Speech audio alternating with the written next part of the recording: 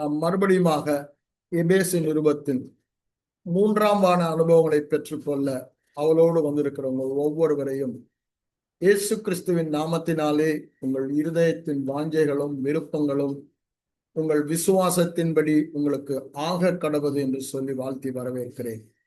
நாம் எபேசு நிருபத்திலே 5ஆம் வசனம் 6ஆம் வசனத்தை கடைசியாக பார்த்தோம். பிரியமானவருக்குள் நாம் தமக்கு தந்தலின கிருபையின் மகிமைக்கு புகழ்ச்சியாக தம்முடைய தயவுள்ள சித்தத்தின்படியே நம்ம இயேசு கிறிஸ்து மூலமாய் சுவிகார புத்திரர் ஆகும்படி நம்மை முன்குறித்திருக்கிறார் என்று சொல்கிறார். ஏற்கனவே நம்ம பார்த்தோம், நாம் பெற்ற பாக்கியம் ஒரு சாதாரண பாக்கியம் அல்ல. இயேசு கிறிஸ்துவுக்குள் நாம் அதே அன்புள்ளவராக பிதா தம்முடைய குமாரன் மேல் எவ்வளவு அன்பு வைத்திருந்தாரோ, நேச ஒரே பேரான குமாரன் மேல் அதே அன்பை நாம் இந்த மாபெரும் பாக்கியம் மூலமாக, அவருக்குள் இருக்கிற பாக்கியத்தின் மூலமாக பெற்றுக்கொண்டோம் என்று சொல்லுகிறார்.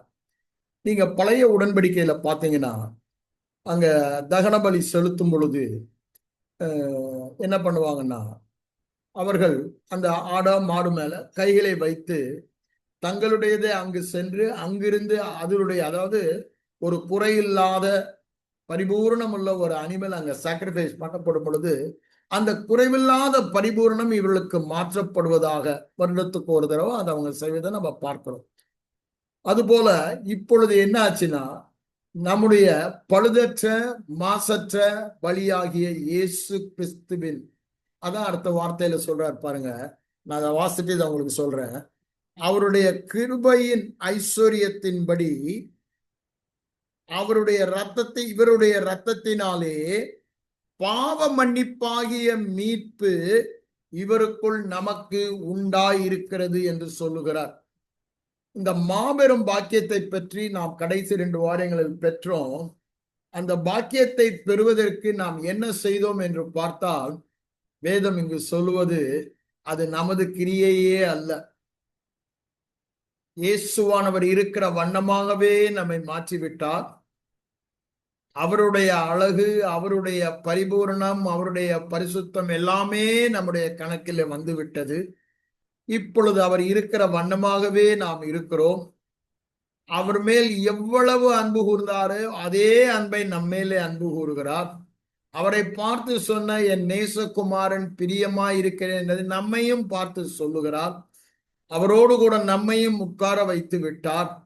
அவருக்கு சொந்தமானதெல்லாம் நமக்கு சொந்தமாகிவிட்டது என்று அநேக பாக்கியங்களை பார்த்தோம். ஆனா இவற்றுக்கெல்லாம் காரணம் இது நம்மை சார்ந்ததல்ல. ஏன் அதை சொல்ல வரேன்னா, இந்த நல்ல செய்தியை கேட்கும் பொழுது நம்முடைய எதிராளியாகிய பிசாசானவன் இதை நாம் கேட்டு அதன்படி வாழ்ந்து அவனை தொந்தரவு பண்ணக்கூடாது என்பதற்காக உடனே ஒரு மூட்டை நிறைய பொய்யை தூக்கிட்டு ஓடி வருவான்.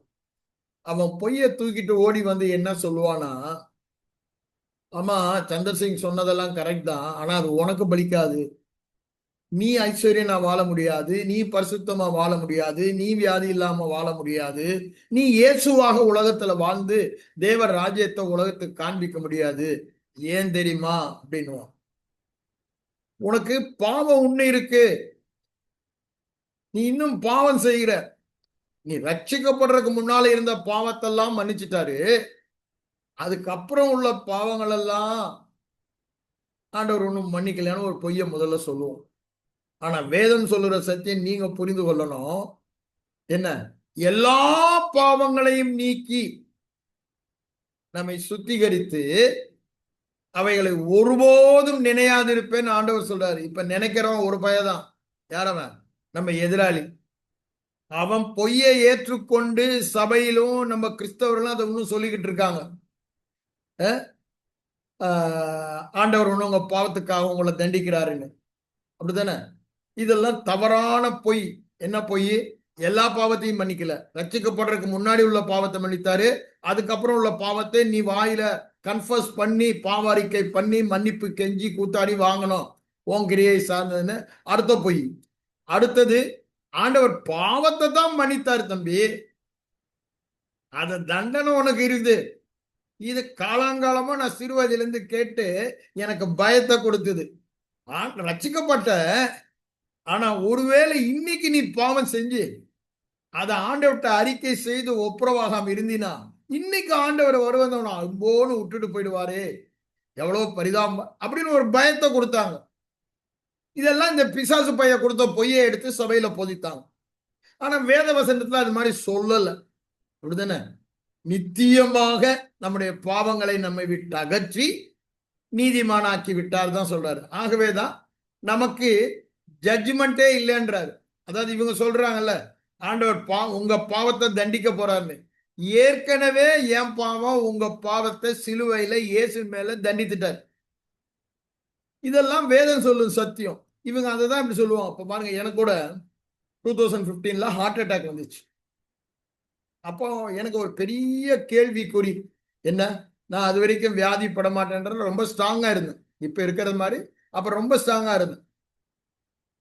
நடுவில் அந்த 15ல இருந்து கொஞ்சம் ஒரு 2 வருஷம் அப்படி கொஞ்சம் ஆசோலேட் ஆனேன் நான். ஆனா அப்ப 15ல எனக்கு ஒரு, அதாவது அவ்வளவு தூரத்துக்கு நான் ஸ்ட்ராங்கா நின்னோம். கடைசி வரையும் ஒன்றும் நடக்கலன்னும் போது ஃபைனலா நான் ஆஸ்பத்திரிக்கு போனேன். அவங்க மேசிவ் அட்டாக்னு உடனே இது வச்சுட்டாங்க, ஸ்டண்ட் வச்சுட்டாங்க. அது வச்ச பிறகு என்னுடைய ஹெல்த்தே முற்றிலுமா போன மாதிரி ஆயிடுச்சு. ஏன்னா அவங்க டாக்டர் சொல்லிட்டாங்க, உங்க ஹார்ட் டேமேஜ் ஆயிடுச்சு, 34% தான் இப்போ ஃபங்க்ஷன் பண்ணுது, பம்ப் பண்ணுது பிளட்டை. இதை வச்சுட்டு நீங்க எல்லா காரியமும் செய்ய முடியாது, மினிமம் 75% வேணும். நீங்க கொஞ்சம் ஃப்ரெஜைலா பார்த்துக்கிங்க, ஒரு கஷ்டமான வேலை செய்யாதீங்க, வெயிட்டை தூக்காதீங்க, மோட்டார் சைக்கிள் ஸ்கூட்டர் காரை எதுவுமே ஓட்டாதீங்க, படிக்கட்டு ஏறாதீங்க அப்படின்னு நிறைய காரியங்களை சொன்னாங்க. ஏன்னா ஹார்ட் அந்த நேரத்துக்கு அவ்வளவு, அந்த வேலைகளுக்கு ஏற்ப நீங்க ஸ்ட்ரெயின் பண்ணீங்கன்னா ஹார்ட் வேலை செய்ய முடியாது. அது நீங்க ஸ்ட்ரெயின் பண்ணும்போது அங்க குப்புன்னு போய் மூச்சடைச்சு நீங்க செத்து போவீங்க அப்படின்ற மாதிரி ஒரு பயத்தை கொடுத்தாங்க. இதையெல்லாம் கேட்டு அவங்க கொடுத்த மாத்திரை எல்லாம் ஹெவியா கொடுக்குறாங்க, சாப்பிட்றேன். இங்கெல்லாம் வீங்கி போச்சு. வீங்கி போலன்னா கையை தூக்க முடியல. அதுக்கு அந்த நேரம் ஃபுல்லா சோர்ந்து போனனால வார்த்தையை கான்சன்ட்ரேட் பண்ணாம அறிகுறிகளுக்கு ஏற்ப உலக அறிஞர் டாக்டரை போய் பார்க்குறேன். அவர் சொல்றாரு, இது ஃப்ரோசன் ஷோல்டர், இதை ட்ரீட் பண்றதுக்கு சர்ஜரி பண்ணணும், 4 லட்சம் ரூபா ஆகும் அப்படின்ற மாதிரி அவர் ஒரு ஆர்த்தோ சொல்றாரு. நல்ல கிறிஸ்டியன் தான், சாமுவேல் ஞானம் சொல்லி என் வீட்டு பக்கம் இருக்காரு. நல்ல மனுஷன், எனக்கு நல்லா பர்சனலா தெரியும். அப்புறம் நான் வந்துடுறேன். சரி நம்ம பிசியோதெரப்பி பண்ணுவோம், பிசியோதெரப்பி எக்ஸசைஸ் எல்லாம் பண்ண ஆரம்பிக்கிறேன். அப்போ அந்த ஸ்டேஜில் என்னோட ப்ரேயர் பார்ட்னர் ஒருத்தர் என்ன மீட் பண்ணாரு. அவர் சொல்றாரு, எல்லாம் பேசிட்டு இருந்தோம். அவர் சொல்றாரு, பிரதர் ஏதாவது அன்கன்ஃபஸ் சின் இருந்தா அதனாலேயே பிசாசு உள்ள வருவான், கொஞ்சம் செக் பண்ணுங்க பிரதர். அவர் போயிட்டாரு. அதுல இருந்து என் மைண்ட்ல அது ஓடிட்டே இருக்கு. என்ன ஓடிட்டே இருக்கு? ஏதோ நான் ஒரு பாவம் செஞ்சுட்டேன், அந்த பாவத்தை நான் ஒன்னும் அறிக்கை செய்யல, அதனால பிசாசு பையன் எனக்கு வியாதியை கொண்டாந்துட்டான். இது சபை மார்க்கெட்ல சர்வசாதாரணமா பிரசங்கம் பண்ணப்படுறதுனால விசுவாசியும் அதை ஏற்றுக்கொண்டாங்க. அது எனக்கு ரொம்ப நெருங்கிய நண்பர் சொல்லுகிறபடினால நானும் அந்த நாள்ல கொஞ்சம் அசந்துட்டேன், அவ்வளவுதான் சொல்லணும். அந்த நேரம் என்னுடைய சர்க்கம்ஸ்டன்ஸ்ல வேதனை எல்லாம் படுறனால வேத வசனம் என் இருதயத்துல முழுசுமா தங்க முடியல. ஏன்னா இது ஒரு கொஸ்டின் மார்க் ஆயிடுச்சு. என்ன கொஸ்டின் மார்க்? வியாதி இல்லைன்ற, நான் வியாதி பட்டுட்டேன். அப்ப இந்த வசனம் எனக்கு வேலை செய்யலன்றனால ஒரு சோர்வுல இருக்கு. இந்த வசனம் ஒரு நாளும் வேலை செய்யாம இருக்க முடியாது. என் சூழ்நிலை என்ன இருந்தாலும், என் அனுபவம் என்ன இருந்தாலும், இந்த வசனம் சொல்றது அப்படிதான். ஏன்னா அது ஆண்டவர் சொல்றாரு, அது தவற முடியாது, அவர் பொய் சொல்ல முடியாது. ஆனா அந்த நேரம் எனக்கு இந்த உலக காரியங்கள், டாக்டர்ஸ் இவங்க எல்லாம் சொல்றது ஏன்னா எனக்கு இருதயத்துல ஒயின்ற ஒரு கேள்வினால அதற்கு ஒரு ஆன்சர் பெறணுமேன்ற ஒரு ஆள இவங்க சொல்றத நான் ஏற்றுக்கொள்ளுகிறேன். அப்படியே சோர்ந்து போனேன். ஆனா நல்லபடியா அதே பிரேயர் பார்ட்னர் இன்னொரு தடவை ஒரு கொஞ்ச நாள் கழிச்சு என்கிட்ட பேசும்போது, பிரதர் என்ன உங்களால சாப்பிடவும் முடியலன்றீங்க, நல்லா 10 கிலோ வெயிட் கம்மியாயிடுச்சு, கையை தூக்கவே முடியல அப்படின்னு. நானும் அவரும் வெளியூருக்கெல்லாம் போயிட்டு வந்தோம். அப்போ சொல்றாரு, நீங்க எதுக்கும் ப்ளீஸ் யாரா நல்ல ஒரு டெலிவரன்ஸ் மினிஸ்டர்கிட்ட போய் ப்ரே பண்ணிட்டு வாங்கன்றார். என்னடா இது அப்படின்ட்டு நான் அதை யோசிச்சுட்டே இருக்கேன். அப்பதான் ஒரு நாள் எசேக்கியா அண்ணனை போய் நான் பார்க்குறேன். அண்ணங்கிட்ட இதையும் சொல்றேன், இப்படி இதெல்லாம் சொல்லி எல்லாம் சொல்லும்போது அண்ணன் ஜெபித்து அனுப்புறாங்க. அதுக்கப்புறம் எனக்கு பாருங்க இந்த வசனம் உள்ள வருது. என்ன வசனம்? ஒரே முறை எக்காலத்துக்கும், ஒரே முறை எக்காலத்துக்கும், ஒரே முறை எக்காலத்துக்கும், ஒரே பலியினாலே நித்தியமாக மீட்பை நமக்கு உண்டு பண்ணி பாவங்களை அகற்றி விட்டார். அப்பதான் கொஞ்சம் கண்ணில் ஒரு வெளிச்சம் வருது. ஆஹா, கரெக்டா, இவங்க பேச்செல்லாம் நம்ம கேட்டுட்டோம். அப்புறம் எதிர்த்தே, பிசாசே, நீ என்ன ஏமாத்த முடியாது. எனக்கு நல்லாவே தெரியும், இயேசு கிறிஸ்துவின் சரீரத்துல என் பாவம் மாத்திரம் சுமத்தப்படல, அதோடைய தண்டனையும் செலுத்தப்பட்டது. ஏசாயா 53 அதிகாரம் 6ஆம் வசனம், மற்ற 11, 12 வசனங்களை நீங்க பாத்தீங்கன்னாங்க, பாவங்களும் அவர் மேல் சுமத்தப்பட்டதுன்னு சொல்ல அந்த வார்த்தையில ஏவான், ஏவிஓஎன் என்ற எபிரேய பதம் என்னன்னா, அக்கிரமங்களுக்குரிய தண்டனையும் அவர் மேல் செலுத்தப்பட்டது. அங்க அப்படித்தான் சொல்றது. இது வார்த்தை தண்டனை பின்னாடி நமக்கு சமாதானத்தை உண்டு பண்ணும் ஆக்கினை அவர் மேல் வந்தது. அப்படிதான் அங்க நம்ம சொல்லுவதை பார்க்கிறோம். ஆனா நமக்கு இந்த சபை போதகத்தை கேட்டனால கொஞ்சம் ஓஹோ, கிறிஸ்தவர்களுக்கும் நியாய தீர்ப்பன, கிறிஸ்தவர்லாம் சொல்ற மறுபடியும் பிறந்த புது சிருஷ்டி, நீதிமானாக்கப்பட்டவன், பாவங்களற கழுவப்பட்ட பரிபூரண தேவனுடைய நீதியை பெற்றவனுக்கும் நியாய தீர்ப்பு நாள்ல ஒரு நியாய தீர்ப்பு இருக்கின்றத போதித்து ஜனங்க அதை ஏற்றுக்கொண்டனால நானும் அதுல கொஞ்சம் குழம்பிதான் போனேன் அந்த ஸ்டேஜ்ல. அதுக்கப்புறம் தான் ஆண்டவர் எனக்கு அதுல புது வெளிப்பாடுகளை தந்து வேதத்தில் இருந்து என் கண்களை பிரகாசிக்க பண்ணார். அப்புறம் நான் இருட்டுல இல்லாம வெளிச்சத்துக்கு வந்துட்டேன். ஏன்? வேத வசனம் நமக்கு வெளிச்சம் தருகிறது. நம்ம இந்த வேத வசனம் வெளிச்சம் இல்லை எப்போ தருது? நான் ஏற்கனவே உங்களுக்கு சொல்லியிருக்கேன், அதை பார்க்கும் பொழுதுதான் வெளிச்சம் தரும். ஏசாயா 8ஆம் அதிகாரம் 20ஆம் வசனம் சொல்லுவாரு, இந்த வேத வசனத்தின்படி நீ பார்க்கல, தேடல, பேசலன்னா உனக்கு விடிய காலத்து வெளிச்சம் இல்லைன்றார். ஏன் நான் சொல்றாருன்னா, இது சாட்சி ஆகமம்ன்றாரு. ஏன்? தேவனே கொடுக்கிற சாட்சி. தேவன் கொடுக்கிற சாட்சி என்ன? கிருபையாய் அவர்கள் பாவங்களை மன்னித்து இனி ஒருபோதும் நினையாதிருப்பேன். என்னங்க இது? ஒருபோதும் நினையாதிருப்பேன், எந்த விதத்திலும் ஒருபோதும் நினையாதிருப்பேன்றாரு. பை நோ மீன்ஸ் அப்படின்றாரு. அப்படித்தானே? அதுதான் கிரேக்க பதத்தில் அங்க வர வார்த்தை. By no means I will remember their sin no more. எந்த விதத்திலும் எந்த நேரத்திலும் உங்க பாவங்களை நான் நினைக்க மாட்டேன்றாரு. ஒரே ஒரு பையன் பாவத்தை நினைக்கிறவன் யார்? அவன் அந்த பிசாசுக்கு தெரியும். ஆனாலும் என்னை தோக்கடிக்கிறதுக்கு அதுதான் ஒரே வலைன்னு சொல்லி அதை சொல்லி கொண்டே இருப்பான். அவன் நல்லா தெரிஞ்சிட்டான். அவன் டைரக்டா வந்து சொன்னா நான் ஏத்துக்க மாட்டேன், போடா பிசாசு அப்படின்னு தெரியும். ஆனா என்ன பண்றான்? தேவ மனுஷர்கள், நம்முடைய நண்பர்கள், நம்மோடு ஜெபிப்பவர்கள், நம்முடைய பெற்றோர்கள், நம்மோடு கூட இந்த உடன் பிறப்பு, இவங்க மூலமா இது மாதிரி ஏதாவது ஒண்ணு சொல்லிக்கிட்டே இருப்போம். எது மாதிரி? வேத வசனத்துக்கு புறம்பா. வேத வசனம் சொல்லுது, நீ செய்கிற கிரியையினால உன் பாவம் மன்னிக்கப்பட்டு நீதிமானாகல, அவர் ஒரு கிரியை செய்தாரே சிலுவையில, அதனாலதான் உன் பாவம் மன்னிக்கப்பட்டு நீதிமான. ஆனா இவங்க எல்லாம் என்ன சொல்லுவாங்க? நம்ம சுற்றிலும் இருக்கிறவங்க எல்லாம், ஏன் நம்ம மனமே கூட அதை கேட்டு அதுதான் சொல்லும், நான் எங்கேயோ கோட்டை விட்டுட்டேன், இந்த பையன் எனக்கு உள்ள வந்துட்டான், ஆண்டவர் வியாதியை உன்னை விட்டு விளக்குவேன், வியாதியை வரப்பண்ணா அது உண்மைதான். ஆனா நான் தான் எங்கேயோ கோட்டை விட்டுட்டேன் அப்படின்னு சொல்லி இவங்க சொல்றதெல்லாம் ஏற்றுக்கொள்ளுகிறோம். அப்ப அவனுக்கு ஒரே கொண்டாட்டம், இவன் ஜென்மத்துக்கு தூங்கி வரமாட்டான், நான் சொன்ன பொய்ய பாருங்க. இத மாதிரி பொய்ய தான் சொல்லிட்டு இருக்கான். முதல் பொய், எல்லா பாவத்தையும் மன்னிக்கலன்னு. ரெண்டாவது பொய், நீ அறிக்கையிடாத பாவம்லாம் இன்னும் கணக்குல தான் இருக்குன்னும். அப்படிதானே? வேதம் சொல்லுகிறது எல்லா பாவத்தையும். நான் வர அந்த வசனத்தெல்லாம் எடுக்கிறேன். முதல்ல அவன் பொய்ய சொல்லிடுறேன், அப்புறம் பதில சொல்றேன். அடுத்தது என்ன சொல்றான்? நீ அறிக்கையிடாத பாவங்கள்லாம் உனக்கு மன்னிக்கப்படாதுன்னு, மன்னிக்கப்படல, அதனால தண்டனை இருக்கு. அடுத்தது அவர் பாவத்தை தான் மன்னித்தாரு, நீ இன்னைக்கு செய்யற பாவத்துக்கெல்லாம் தண்டனை இருக்கு. உனக்கு தெரியுமா தாவீதுக்கு என்ன ஆச்சுன்னு? அவன் பாவம் செஞ்சான், ஆண்டவர் மன்னிச்சிட்டாரு, அதெல்லாம் கத்துதான். அவனுக்கு என்ன பண்ணாரு பாத்தியா? அந்த பையன் செத்து போனான், அவன் பாவத்தினால வந்த குழந்தை. அதுக்கப்புறம் பாரு, அவன் மகனே அவனுக்கு விரோதமா எழுமனா. இவன் சீக்கிரட்ல செஞ்சதை அவன் பப்ளிக்கா செஞ்சு எல்லாரையும் இவனை அவமானப்படுத்தினான். இவனை ஓட ஓட விரட்டுறான். இதெல்லாம் அப்புறம் அவன் குடும்பத்துல சாபம் தொடருது. அதெல்லாம் எடுத்து காமிக்கிறான். அப்சலோம் வந்து அவனை கொலை செய்யறான். இது எல்லாத்தையுமே எடுத்து காமிக்கிறான்.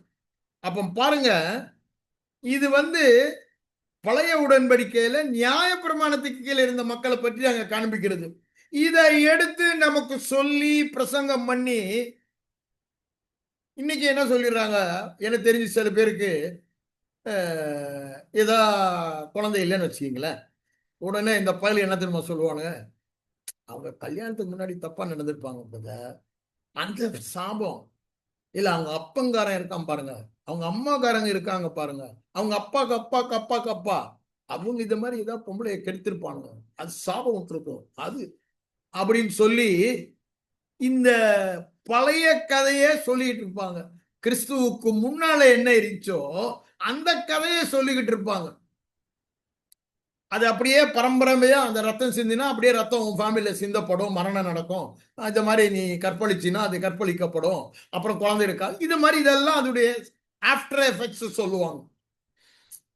ஆனா இங்க என்ன ஆகுதுன்றத நம்ம பார்க்கணும். இயேசு சிலுவையில அங்க வந்து ஆடு மாடுகளின் இது 1 வருஷத்துக்கு பாவத்தையும் பாவத்தின் தண்டனையும் அங்க ஏற்றுக்கொள்வதை நம்ம பார்க்கிறோம், மூடப்படுவதை. ஆனா இங்க அப்படி அல்ல. இயேசு கிறிஸ்துவின் சரீரம் ஒரு தரம் பலியிடப்பட்டது. எதற்கு? நித்தியமாக நமக்கு மீட்பை உண்டு பண்ண.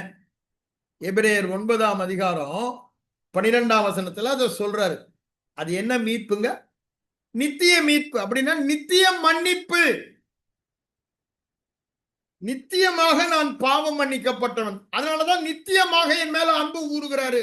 அவர் நித்தியமாக என் மேல அன்பு கூறுகிறனால நித்தியமாக நான் பாதுகாப்பா இருக்கேன். இந்த நித்தியமான பாதுகாப்புக்கு ஒரே காரணம், நான் நித்தியமாக மன்னிக்கப்பட்ட நீதிமான்.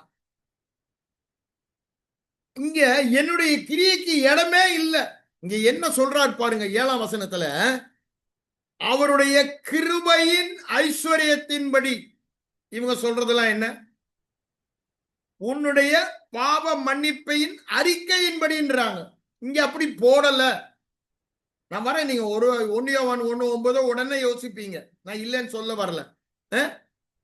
நீதிமொழிகள்ல பாவங்களை மறைக்கிறவன் வாழ்வடைய மாட்டான், அவையில அறிக்கை செய்து விட்டுகிறோம், அதை எடுத்துக்குவீங்க, நான் இல்லைன்னு சொல்லல.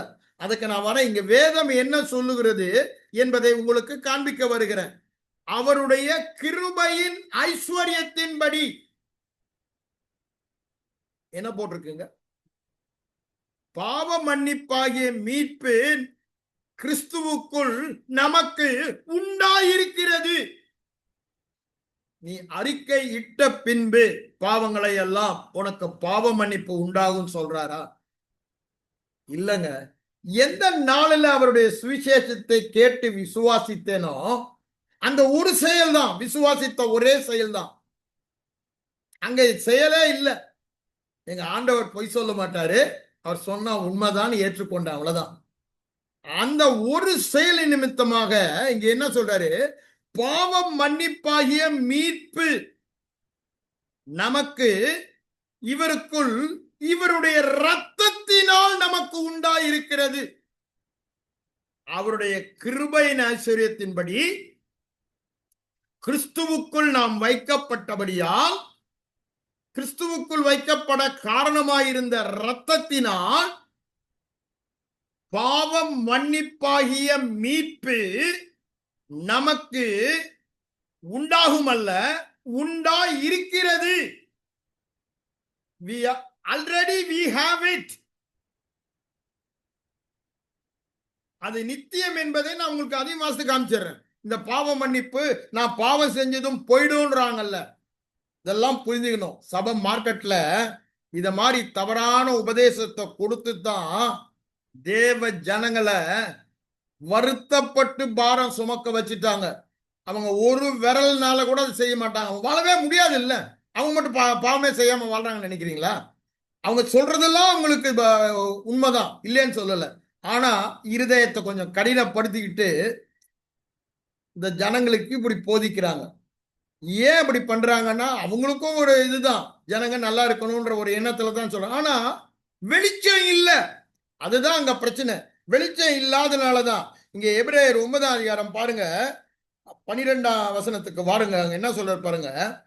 பழைய உடன்படிக்கையில வெள்ளாட்டுக்கடா இளங்காலை இவருடைய ரத்தத்தினாலே பண்ணி அவங்களுக்கு ஒரு வருஷம் அவங்க பாவத்தின் தண்டனைய அனுபவியாம வெற்றியா வாழ்ந்தாங்க. ஆனா இப்போ என்னவா, தம்முடைய சொந்த ரத்தத்தினால், இங்கே அதே தான் சொல்றாரு 1:7, சொந்த ரத்தம்னா அவருடைய ரத்தத்தினால், இயேசு கிறிஸ்துவின் தேவகுமாரனுடைய ரத்தத்தினால், திரியேக தேவனுடைய ரத்தத்தினால் ஒரே தரம், அடிக்கடி இல்லைங்க, ஒன்ஸ் ஃபார் ஆல் மகா பரிசுத்தலத்தில் பிரவேசித்து நித்திய மீட்பை உண்டு பண்ணினார். அங்க பிரதான ஆசாரியன் ஆடு மாடு ரத்தத்தை எடுத்துக்கிட்டு வருஷத்துக்கு ஒரு தடவை போய் பாவ நிவர்த்தினால அங்க ஒரு வருஷத்துக்கு பாவங்களை மூடுறான். நம்ம கேஸ் பாவங்களை மூடுறது இல்ல, அங்க அந்த ரத்தம் பாவத்தை மூடுகிறது. தேவ கோபம் அவர்களுக்கு பனிஷ்மெண்டா வராதபடி. ஆனா நம்முடைய கேஸ்ல என்ன ஆகுதுன்னா பாவம் நீக்கப்படுகிறது. சங்கீதம் 103:12 என்ன சொல்றார் பாருங்க. கிழக்குக்கும் மேற்குக்கும் எவ்வளவு தூரமோ, ஐயா தீர்க்க தரிசனமா சொல்றான் சங்கீதக்காரன், கிழக்குக்கும் மேற்குக்கும் எவ்வளவு தூரமோ அவ்வளவு தூரமாய் நம்முடைய பாவங்கள் அகன்ற தூரம் என்று சொல்லுகிறார். அதோடைய அர்த்தம் என்ன? லிமிட்டே இல்ல. கிழக்கு அதாவது நார்த் சவுத் போல் இருக்குது, அதுக்கு ஒரு டிஸ்டன்ஸ் இருக்கு.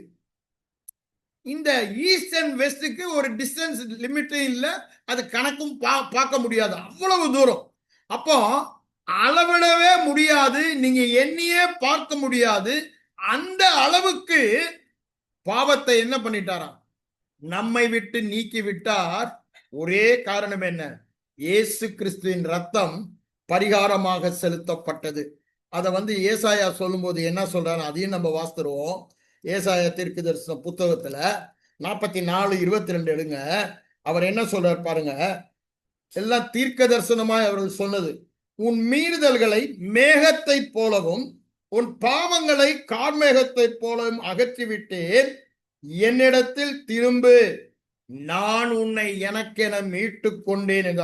மேகம் இருந்து அப்படியே போன மாதிரி உன் பாவம் எல்லாம் இப்ப மேகத்தை தேனாலும் நீ கண்டுபிடிக்க முடியாது.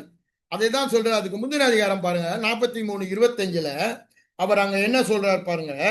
நானே, நாட் யூ, அப்படிதானே சந்தர் சிங், நீ இல்ல, நீ அறிக்கை இட்டனாலேயோ, ஐயோ நான் பாவம் பண்ணிட்டேன்னு அழுதனாலேயோ, ஐயா என்ன மன்னிங்க இரக்கம் பாராட்டுங்கள் சொன்னனாலேயோ அல்ல, நானே உன் மீறுதல்களை என் நிமித்தமாகவே என்னுடைய ரத்தம் செலுத்தப்பட்டபடியினாலே என்னுடைய நீதி நிமித்தமாக என்ன பண்றாராம், உன் மீறுதல்களை குலைத்து போடுகிறேன், குலைத்து போடுகிறேன், உன் பாவங்களை நினையாமலும் இருப்பேன்.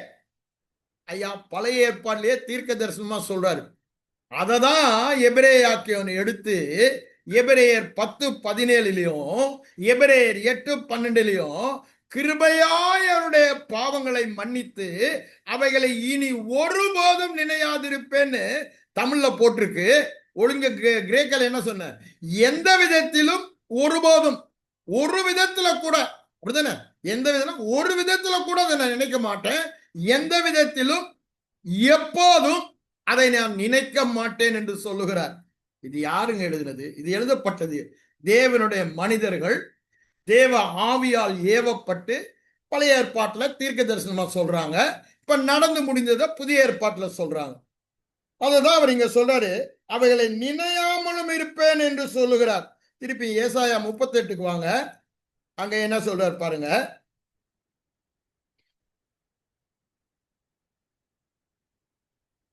17ஆம் வசனத்துல பாருங்க.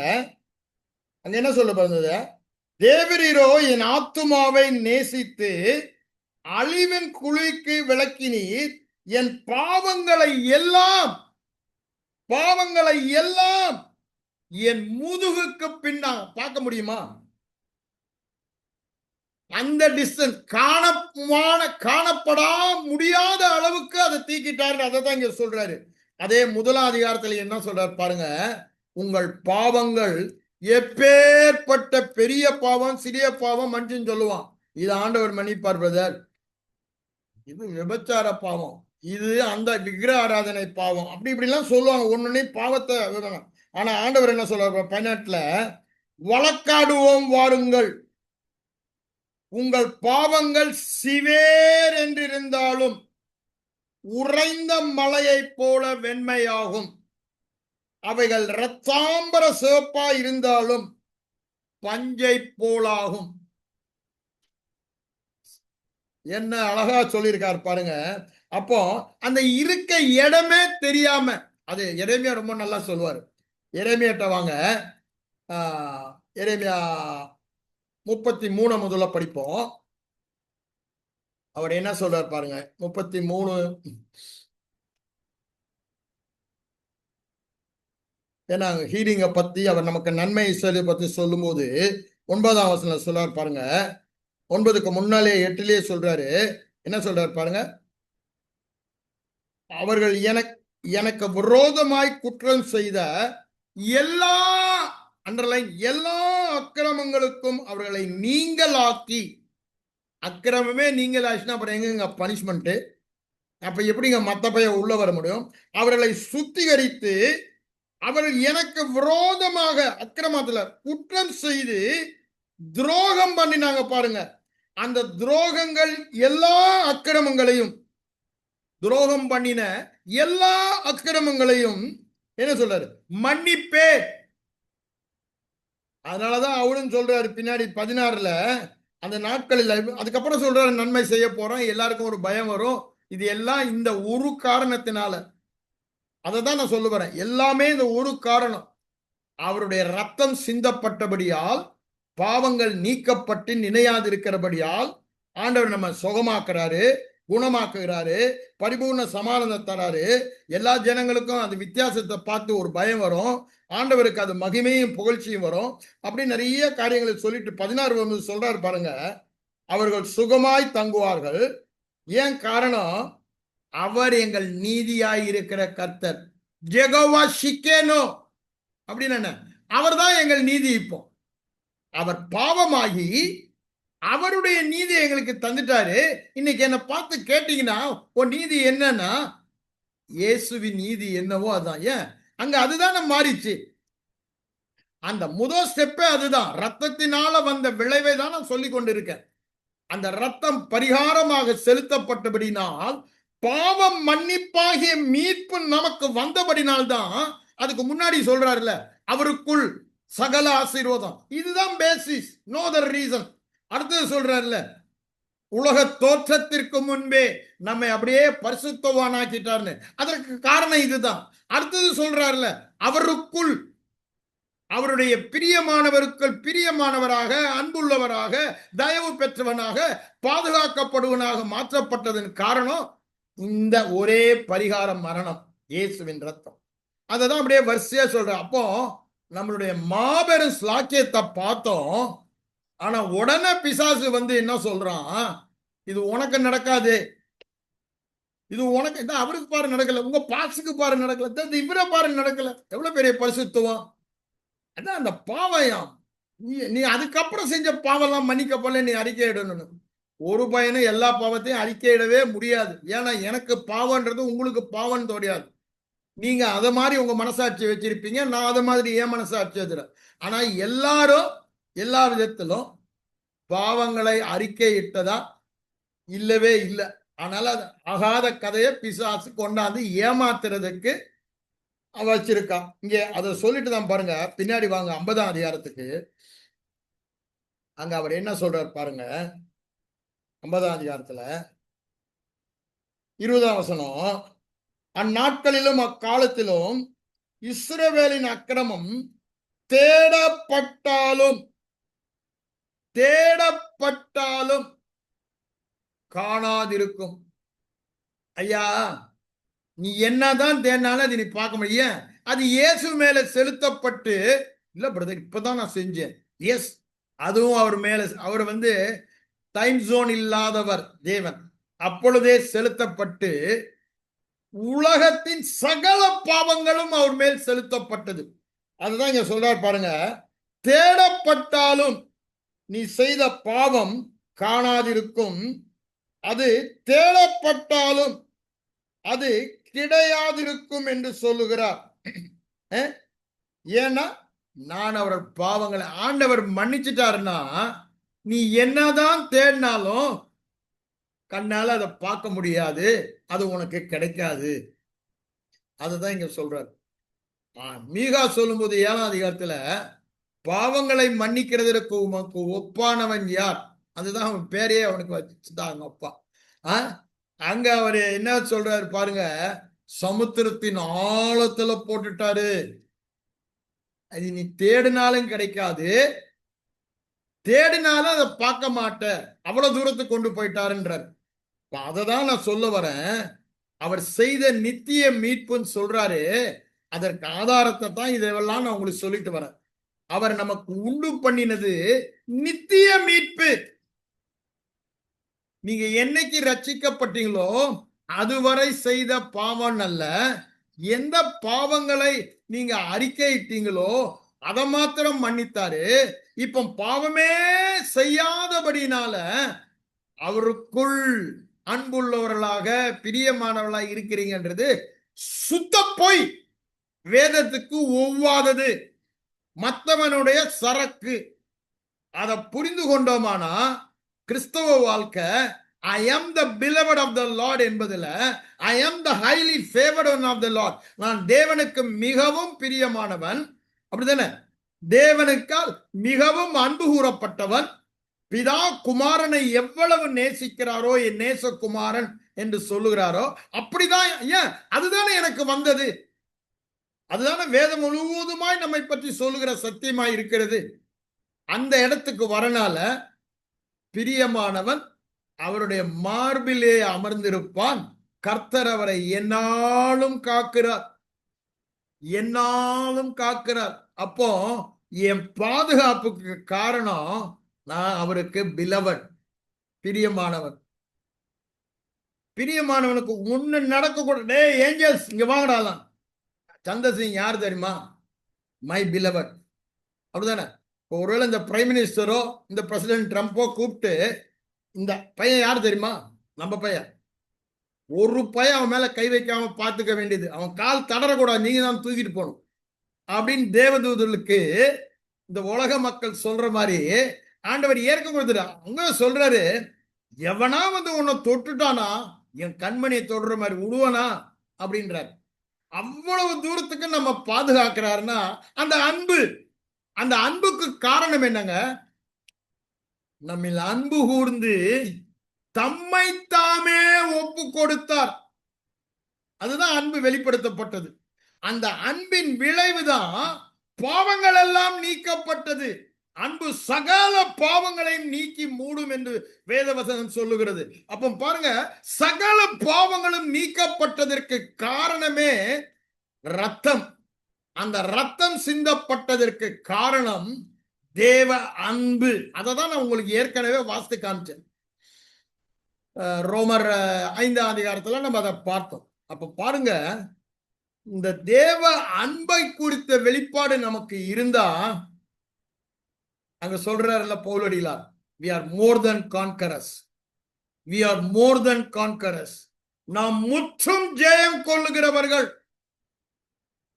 தோல்வி இல்லை, பாவம் இல்லை, அப்படித்தானே, வியாதி இல்லை, சாபம் இல்லை, குறைவு இல்லை, நான் செய்வதெல்லாம் வாய்க்கும். நான் வாளாகாமல் தலையாய் இருப்பேன், கடன் வாங்காமல் கடன் கொடுப்பேன். ஒரே காரியம்தான், பி எஸ்டாப்ளிஷ், தேவ அன்பிலே நிலைத்திருங்கள். எந்த அன்பு? எந்த அன்பு எனக்காக சிலுவைக்கு சென்று இந்த இரத்தத்தை சிந்தி பாவம் மன்னிப்பாகிய மீட்பை எனக்கு உண்டு பண்ணினதோ அந்த அன்பு இப்பொழுது பாவ மன்னிப்பாகிய உண்டு பண்ணினபடியால், என் பாவங்களை நினையாதபடியால் எனக்கு தண்டனையே இல்லை, எனக்கு ஆக்கினை தீர்ப்பே இல்லை. அது மாத்திரமா, குற்ற உணர்வே இல்லை. இதுக்கெல்லாம் ஒரே ஒரு காரணம்தான், இயேசு கிறிஸ்துவின் ரத்தம். 9ஆம் அதிகாரம் எபிரேயர் 14 என்ன சொல்றாரு? அந்த ரத்தம் நமக்கு குற்றமே இல்லை என்ற மனசாட்சியை தருவது அதிக நிச்சயம் என்று சொல்லுகிறார். மச் மோர், அதிக நிச்சயம். நீங்க ரத்தத்தை பற்றும் விசுவாசத்தினாலே நீதிமான்களாக்கப்பட்டோம் என்று வேதவசனம் சொல்லுகிறது. அப்படிதானே? நீங்க நீதிமொழிகள் 3ஆம் அதிகாரம் 24 பாத்தீங்கன்னா, சாரி, நீதிமொழி சொல்றேன் பாருங்க, ரோமர் 3ஆம் அதிகாரம் 24 பாத்தீங்கன்னா என்ன சொல்றாரு? இலவசமாய் கிருபையினாலே இயேசு கிறிஸ்துவில் உள்ள மீட்பை கொண்டு நீதிமான்கள் ஆக்கப்பட்டீர்கள். அதுவும் முடிந்தது கதை தான், இனி ஆக போறதில்லை. அது சொல்லிட்டு 26 வரும்போது என்ன சொல்றாரு?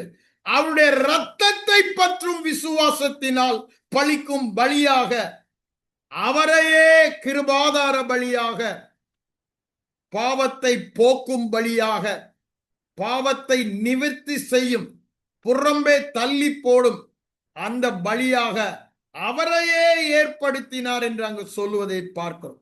அப்ப பாருங்க, எல்லாமே அந்த அன்பு தம்முடைய ரத்தத்தை சிந்தினது. அதை தான் அங்க சொல்றது. இப்போ ஆண்டவருக்கு நம்ம எப்படி இருக்கோம்னா, ரொம்ப பிரியமா இருக்கோம்னா, காரணம் இயேசுவை நேசித்தது போல என்னை நேசிக்க காரணம் அந்த தேவ அன்பு. சிலுவையிலே ரத்தம் சிந்தி நம்மை மீட்டு கொண்டது. சாதாரணமா நம்ம மீட்டு கொள்ளல. நீங்க பாத்தீங்கன்னா, இங்க வேதத்துல சொல்லும் பொழுது என்ன சொல்லுகிறாருன்னு பாருங்க. வெளிப்படுத்தின விசேஷத்தை எடுங்க. அங்க 1ஆம் அதிகாரத்திலேயே அவர் சொல்லுவாரு, 6ஆம் வசனத்துல,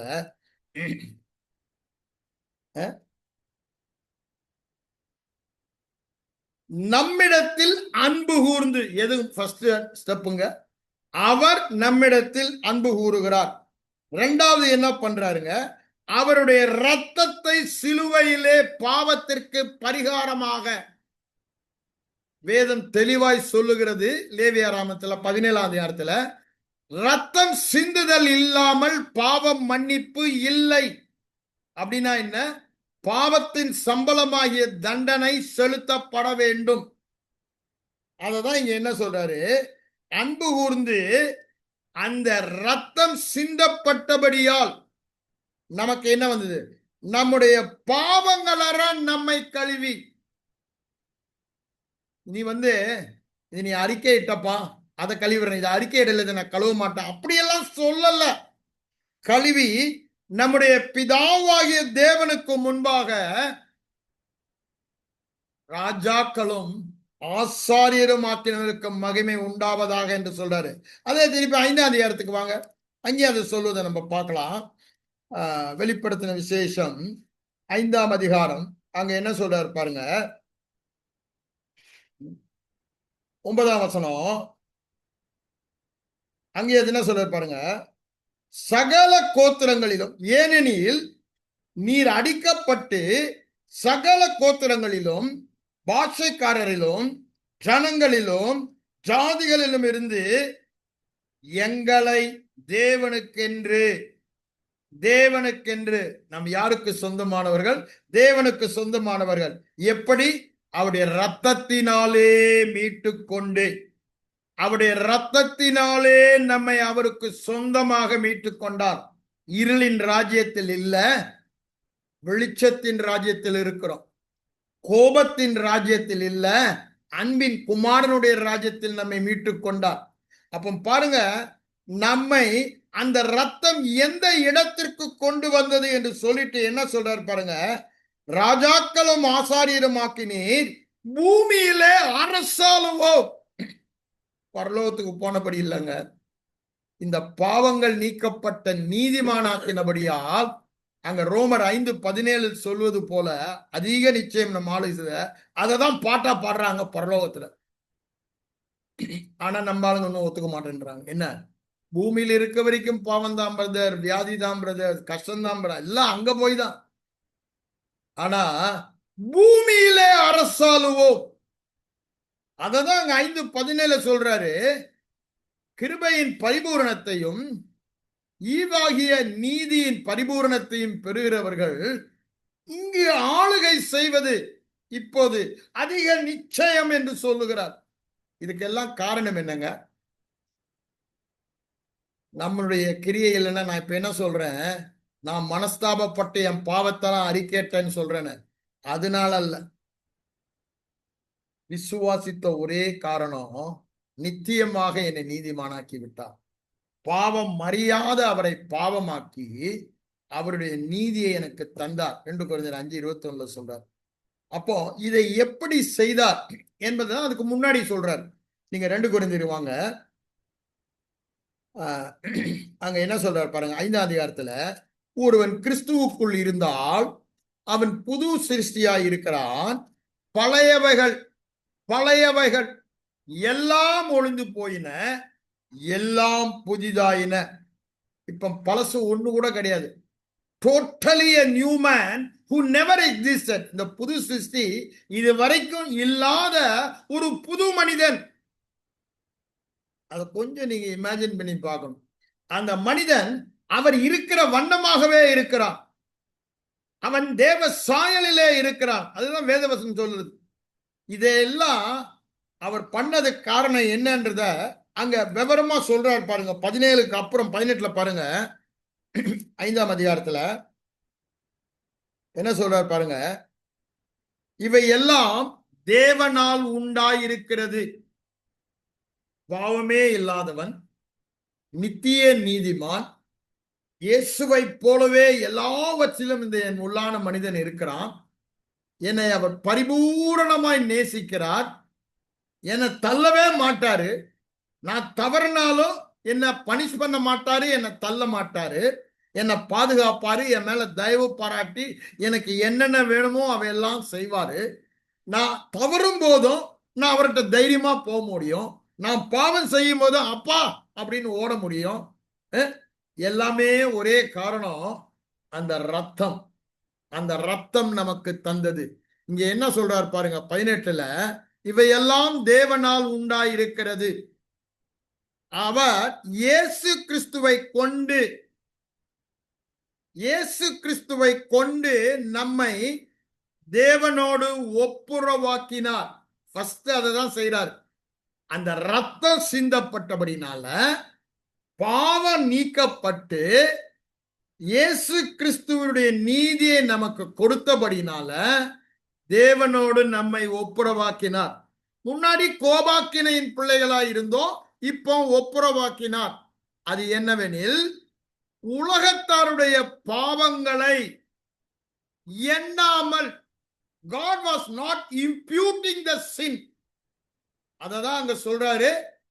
ரோமர் 4:6-7 சங்கீதக்காரனை வச்சு அங்க பவுலடிகளார் எழுதுவதை பார்க்கிறோம். God was not imputing sin. பாவங்களை யார் மேல இம்ப்யூட் பண்ணிட்டாரா?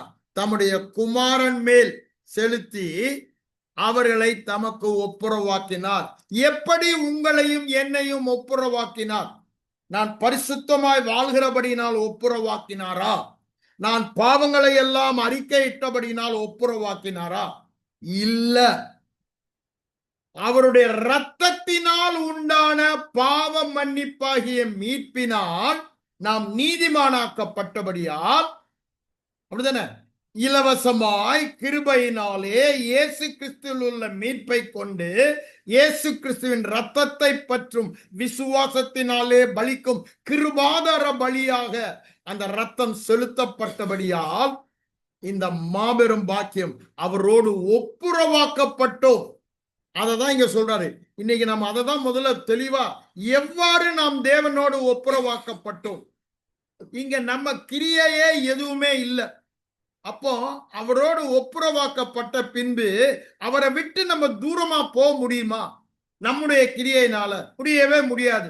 ஏன்னா முதல்ல நம்ம அவரோடு ஒப்புரவாக்கப்பட்டது எல்லாம் தேவனுடைய செயல், அவருடைய ரத்தம், அவருடைய அன்பு, அவருடைய செய்கை பாவமாகி என்னை நீதிமானாக்குவது. அதை தான் இங்க சொல்றாரு. அதை சொல்லிட்டு தான் எங்க ஊழியமே அதுதான் பண்றாரு. பாவம் செய்யாத ஆண்டவர் உன்னை அடிக்கிறாரு அப்படிலாம் நான் சொல்ல மாட்டேன். ஏன்? சுவிசேஷம் தான் என்ன சொல்லியிருக்காரு. இந்த சுவிசேஷம் சொல்லுற மாபெரும் நற்செய்தி, உன் பாவங்கள் எல்லாம் உனக்கு மன்னித்து அவைகளை நினையாதிருப்பேன். ஆகவே நீ தேவனோடு ஒப்புராகிவிட்டாய், ஆகவே நீ தேவகுமாரன், தேவ பிள்ளை என்ற நற்செய்தி தான் சொல்லுவேன். சொல்லிட்டு தான் அது என்ன செய்தார்? பாவம் அறியாத அவரை பாவமா, எல்லாம் தேவனுடைய செயல்றார். இத கொலேசியர் நிருபத்துக்கு வரும்போது அங்க பவுலடியார் கொலேசியருக்கு எழுதும், மூணுமே நீங்க படிச்சாதான் உங்களுக்கு நல்லா தெளிவா புரியும். நான் அதனாலதான் படிக்கிறேன் இப்ப நேரம் எடுத்து. இங்க பாருங்க என்ன சொல்றாரு பாருங்க. முன்னாலே சொல்லிடுறாரு, 12லயே சொல்லிடுறாரு, நம்ம இப்ப எங்க இருக்கோம்? இருளின் அதிகாரத்தில் இல்ல, ஒளியின் அதிகாரம், பரிசுத்தவான்களின் சுதந்திரத்துக்கு நமக்கெல்லாம் வந்துருச்சு.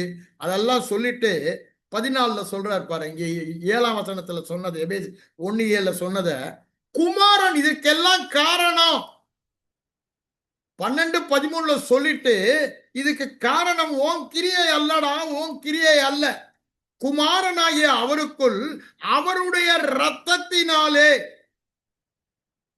குமாரனாகிய அவருக்குள் அவருடைய இரத்தத்தினாலே பாவம் மன்னிப்பாகிய மீட்பு நமக்கு உண்டாயிருக்கிறது. அதேதான் சொல்றாரு. இதற்கெல்லாம் காரணம் அவருக்குள், கிறிஸ்துவுக்குள். எப்ப வைக்கப்பட்டோம்? பாவத்தோட வைக்க முடியுமா? இல்ல. பாவம் நீக்கப்பட்டு பரிபூரண தேவநீதி பெற்றபடினால்தான் அவருக்குள்ளே இணைந்தோம், அவர் நமக்குள்ள வந்தாரு, அவரோடு கூட நாம் சேர்ந்தோம். ஆனா இங்க என்ன சொல்றாரு பாருங்க, இதுக்கெல்லாம் காரணம் குமாரனாகிய அவருக்குள் அவருடைய இரத்தத்தினாலே பாவம் மன்னிப்பாகிய மீட்பு நமக்கு உண்டாயிருக்கிறது. அப்புறம் அதெல்லாம் அப்படியே வரிசை அவரை பற்றி சொல்லிக்கொண்டே வருகிறாரு. அதை சொல்லிட்டு பாருங்க, சகல பரிபூர்ணம் அவருக்குள்ள வாசமா இருக்கு, நாம அவருக்குள்ள இருக்கலாம், பரிபூர்ணம் நமக்கு அடுத்த அதிகாரத்துல 9-10 சொல்றாரு. 20ல என்ன சொல்றாரு பாருங்க, அதுதான் நான் உங்களுக்கு சொல்ல வந்தது. அவர் சிலுவையில் சிந்தின ரத்தத்தினால் சமாதானத்தை உண்டாக்கி. அப்ப பாருங்க, சிலுவையில் சிந்தின ரத்தத்தினால், திரும்பவும் அதான் ஒரே காரணம், ஒரே காரணம், ஒரே காரணம். நான் செய்த நல்ல கெட்ட காரியம் அல்ல, நான் வாயில பாவ அறிக்கை செய்தது அல்ல, சிலுவையில் சிந்தின ரத்தம், சிலுவையில் சிந்தின ரத்தம், சிலுவையில் சிந்தின ரத்தத்தினால் பிதாவாகிய தேவனோடு எனக்கு சமாதானம். அதுதாங்க ரோமர் 5:1 சொல்றாரு, நீதிமானாக்கப்பட்டபடியால் இவ்வளவு தேவனோடு சமாதானம் பெற்று மகிழ்ந்து கலிகூறுகிறோம், கிருபையில் பிரவேசிக்க. அப்படியே வரிசையா சொல்லிட்டு போறதாங்க பாக்குறோம். இங்க என்ன சொல்றாரு பாருங்க, சிலுவையில் சிந்தின ரத்தத்தினால் சமாதானத்தை உண்டாக்கி பூலோகத்தில் பரலோகத்தில் யாவையும் அவர் மூலமாக தமக்கு ஒப்புரவாக்கி கொள்ள அவருக்கு பிரியமாயிற்று. ஐயா, பரலோகத்தில் இருக்க ஆபிரகாம், மோசே, தாவீது, பூமியில் இருக்கிற நீங்க நானு எல்லாரையும் பிதாவாகிய தேவனோடு ஒப்புரவாக்கினது அவர் சிலுவை சிந்தின ரத்தம். மோசைக்கு வேற ஸ்பெஷல் இல்ல, தாவீதுக்கு ஏன் முழு குடும்பத்துக்கும் நாமக்காரர்ன்றாரு. எபேசியர் 3 அப்படின்னு என்ன, இப்ப எல்லாம் ஒரே குடும்பம். நம்ம பாதி குடும்பம் அங்க, பாதி குடும்பம் இப்ப உலகத்துல, பாதி நாங்க நிறைய இருக்கோம். நமக்கு அந்த கால்குலேஷன் தெரியல, ஏன்னா ஆண்டுடைய வருகை எவ்வளவு சீக்கிரம் வரப்போகுதுன்னு. அதனால அங்க இங்க, அங்க பாதியோ எந்த அளவோ, இங்க 2 இடத்துல இருக்குது அவருடைய குடும்பம்.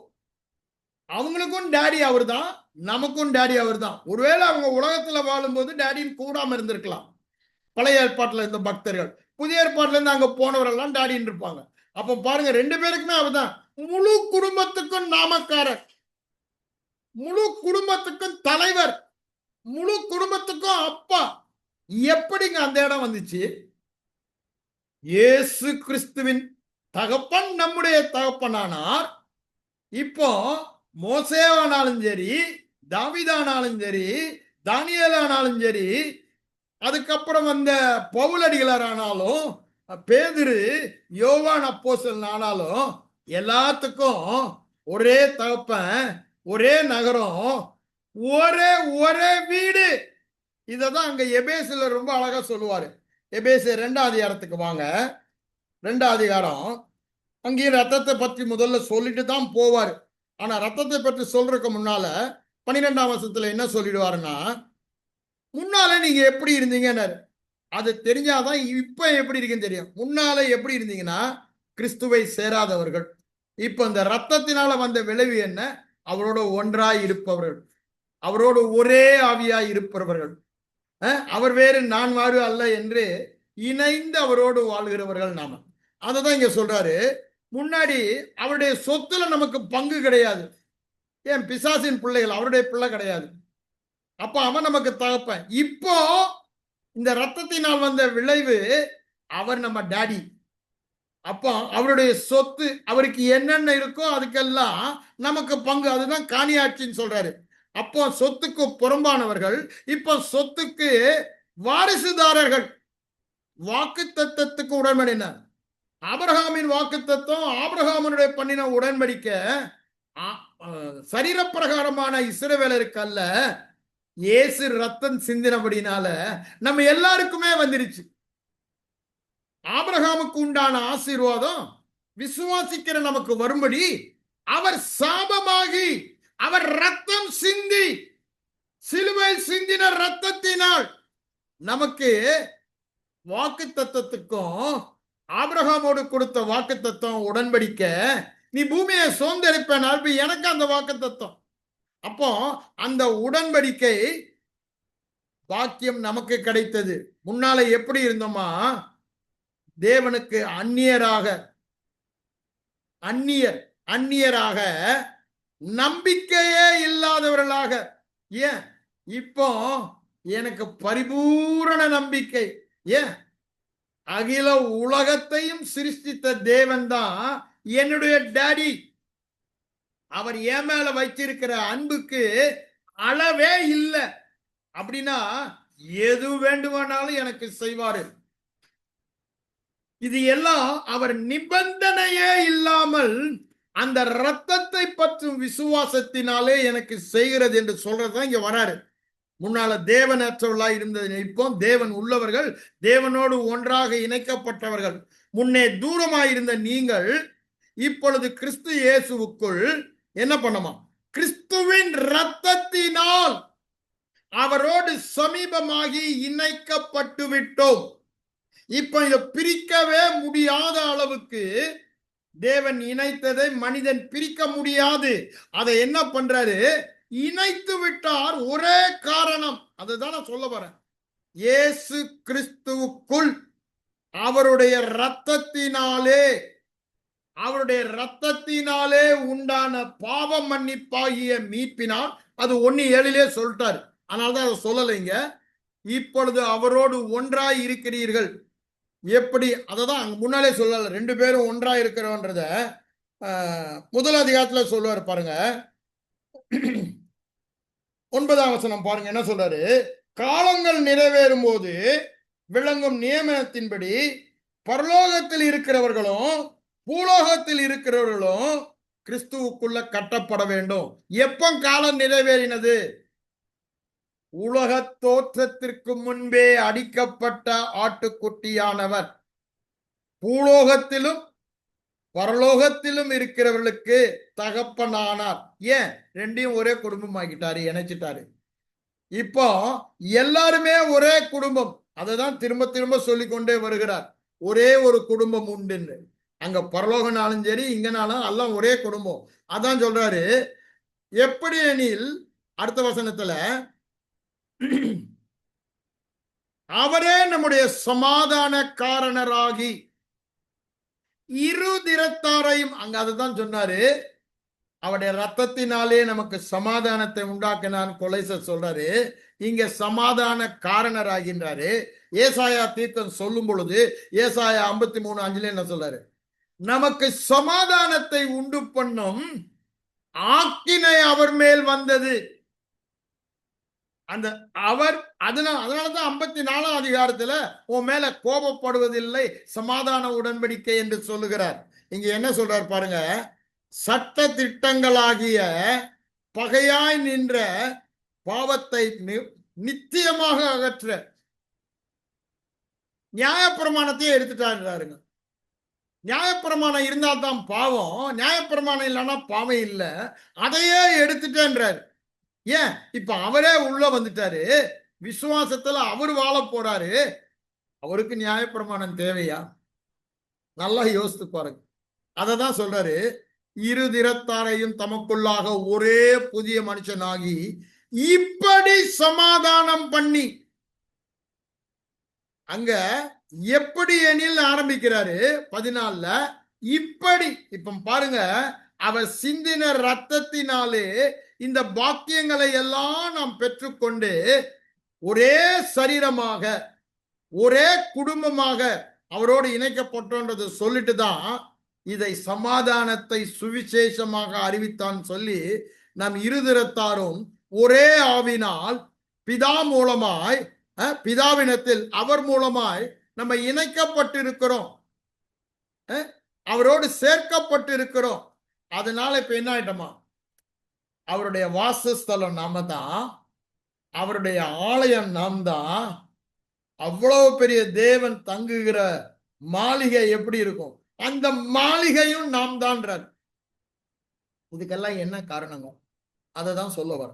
இயேசு கிறிஸ்துவின் ரத்தம், அந்த விலையேற பெற்ற ரத்தம், பாவமே இல்லாத குற்றமே இல்லாத அந்த தேவகுமாரனின் ரத்தம், அந்த ரத்தத்தை அந்த ரத்தம் தான் அவரையே உயிரோட எழுப்பினது என்றார். அங்க எபிரேயர் 13ஆம் அதிகாரம் 20ஆம் வசனம் பார்த்தீங்கன்னா அங்க அதை தான் சொல்றார்.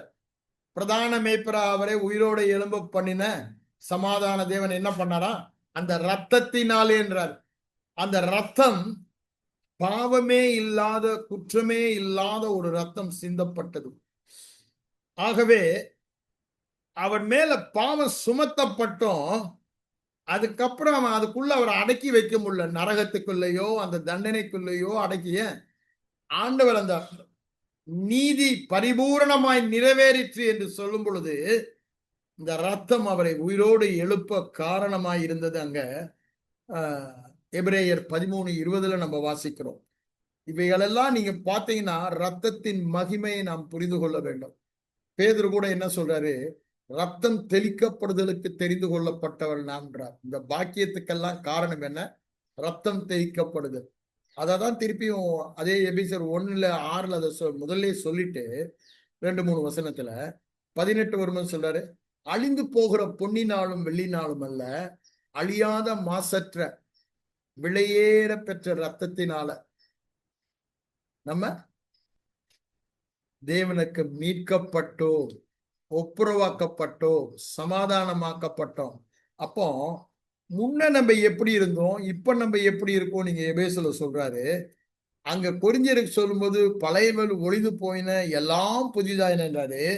கொலேசருக்கு சொல்லும் பொழுது இப்படி நம்ம அவர் பாங்க சிலுவை சிந்தின ரத்தத்தினால அவர் மூலமா இவ்வாறு நம்மை ஒப்புரவாக்கினார். முன்னே நீங்க எப்படி இருந்தீங்க? சத்துருக்கள், அந்நியர் அப்படி இருந்தீங்க. இப்ப என்ன ஆகிட்டாரு? உங்களை பரிசுத அவருக்குரியதெல்லாம் உங்களுக்கு கொண்டாந்துட்டாரு. பரிசுத்தராக, குற்றமற்றவர்களாக, தண்டனையே கண்டிக்கப்பட தண்டனையே இல்லாதவர்களாக நிறுத்தும்படியாக அவர் சிந்தின ரத்தத்தினால், அவருடைய சரீரத்தில் அனுபவித்த மரணத்தினால் இப்பொழுது நம்மை ஒப்புரவாக்கினார். அதை தான் சொல்ல வந்தேன். எப்படி ஒப்புரவாக்கினார்? நம்முடைய கிரியையே இல்லவே இல்லவே இல்லை. அதை தான் சொல்ல வரேன். இப்படி நம்மை இப்பொழுது ஒப்புரவாக்கினார். ஆனா இது சுவிசேஷம். தேவன் நம்மை எவ்வாறு ரத்தம் ஒப்புரவாக்கிட்டது? பாவங்கள் எல்லாம் பண்ணிக்கப்பட்ட நீதிமான் இயேசு கிறிஸ்துவுக்குள் அவருடைய இரத்தத்தினாலே, அவரை பற்றி விசுவாசத்தினாலே, அவருடைய கிருபையின் ஐஸ்வர்யத்தின்படி நாம் பாவங்கள் நீக்கப்பட்ட நீதிமான். அததான் அங்க 1:7 சொல்லுவதை பார்க்கிறோம். இப்படி நம்மை ஒப்புரவாக்கினார். இப்படி ஒப்புரவாக்கினபடினால அங்க என்ன சொல்றாரு 22ல, இந்த செய்தி 1:7, 2:14, கொலேசியர் 2:14 நிறைய வசனம் உங்களுக்கு வாசித்தன. அதனால் உண்டாகும் இவையெல்லாம் சுவிசேஷம். அசையாமல் ஸ்திரமாக உறுதியாக விசுவாசத்தில் நிலைத்திருந்தால் இவை இயேசு கிறிஸ்துவை பற்றி சொல்லப்பட்டவைகள் எல்லாம் உங்களை பற்றி, என்னை பற்றி சொல்லப்படும். அததான் அவர் சொல்ல வரும். அப்படின்னா என்ன? அவருடைய சாயலை நாம் வெளிப்படுத்துவோம், ராஜ்யத்தை நாம் வெளிப்படுத்துவோம் என்று சொல்லுகிறார். இந்த இரத்தத்தின் மகத்துவத்தை நாம் அறிந்து கொண்டோமானால், அதனாலதான் சொல்றாரு கம்யூனியன் எடுக்கும்போது கூட நீங்க நிதானிக்கணும். என்ன நிதானிக்கிறீங்க? அந்த சரீரம் நாம் பரிபூர்ண தெய்வீக சுகத்தில் வாழ்வதற்கு கிரயமாக செலுத்தப்பட்டது. அந்த ரத்தம் பாவங்களை நீக்கி பாவமே இல்லாத நீதிமானாக்குவதற்கு கிரயமாக செலுத்தப்பட்டது. ரான்சம், இப்படிதான் கிரயம், ரான்சம், விலை கிரயமாக செலுத்தப்பட்டது. அப்போ அத பங்கு பெறும் பொழுதெல்லாம் பாவி என்ற நினைவு இருந்துச்சுன்னா சரியா நிதானிக்கல. அதுதான் பிரச்சனைக்கு காரணம்ன்றார். என்னதோட பண்றோம்? இன்னைக்கு நான் நீதிமான்னா என் கிரியையினால அல்ல, இந்த ரத்தம். இன்னைக்கு தேவனோட நான் என்னை அன்பு கூர்ந்து எனக்காக எல்லாவற்றையும் செய்கிறாருன்னா, எனக்காக என்னில் வந்து வாழ்கிறாருன்னா காரணம் இந்த ரத்தம். என்னில் அன்பு கூர்ந்து தம்மை தாமே அதுதான் எல்லா இடத்துலையும் சொல்றாரு, தம்மை தாமே ஒப்பு கொடுக்கிறார். அதுதான் ஒரே காரணம். அதோடைய ப்ரூஃப், நான் தேவனால் அன்பு கூறப்பட்டவன், என் கணக்கில் பாவமே இல்லாத நீதிமான், அப்படிதானே?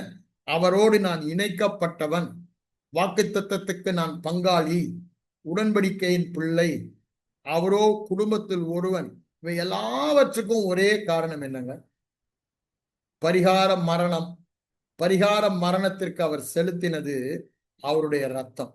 அந்த ரத்தம் தான் அங்க பாருங்க, எபேசியர் நிருபத்தில் சொல்றாரு 5ஆம் அதிகாரத்துல வாங்க, அந்த ரத்தம் சிந்தப்பட்டபடினால் அவர் தகன பலியாக, பர்ன்ட் ஆஃபரிங், தகன பலியாக செலுத்தப்பட்டபடியால், அங்க 2ஆம் வசனம் சொல்ல பாருங்க, கிறிஸ்து நமக்காக 5:2 எபேசியர் தம்மை தேவனுக்கு சுகந்த வாசனையான காணிக்கையாக பலியாக, சுகந்த வாசனையான காணிக்கையாக, லேவியராம் 16ஆம் அதிகாரத்துல சொல்லும், அதுதான் இங்க சொல்றாரு, ஒப்பு கொடுத்து நம்மிடத்தில் அன்பு கூர்ந்தது போல மனைவியிடம் மற்றவரிடம் அன்பு கூறுங்கள்னு ஆண்டவர் அங்க சொல்வதை நம்ம பார்க்கிறோம். எதற்கு நான் சொல்ல வந்தேன் பாருங்க, ஆண்டவருக்கு அதுக்கு பிரியமாயிற்று நாங்க போடுறாரா 53ல ஏசாயால. இங்க என்ன சொல்றாரு? சுகந்த வாசனையாக. அங்க நீங்க ஆதியாகமம் 8ஆம் அதிகாரம் 22ஆம் வசனம் எல்லாம் வாசித்தீங்கன்னா, அங்க நோவா பேழையை விட்டு வெளியே வந்ததும் இந்த தகன பலியை செலுத்துவான். ஆண்டவர் சுகந்த வாசனை பலியாக முகர்ந்தார், இனி அழிப்பதில்லை. அதுதான் சொல்றாரு, இனி உங்கள் பாவங்கள் நினைவு கூறுவதில்லை. ஏன்? சுகந்த வாசனை காணிக்கையாக பலியாக. 10ஆம் அதிகாரத்துல சொல்றாரு, நீ பலியையும் காணிக்கையும் விரும்பவில்லை, இதோ நான் வருகிறேன், என்னையே ஒப்பு கொடுக்கிறேன். முதலானவதை நீக்கி 2வது நிலைநிறுத்துகிறார்.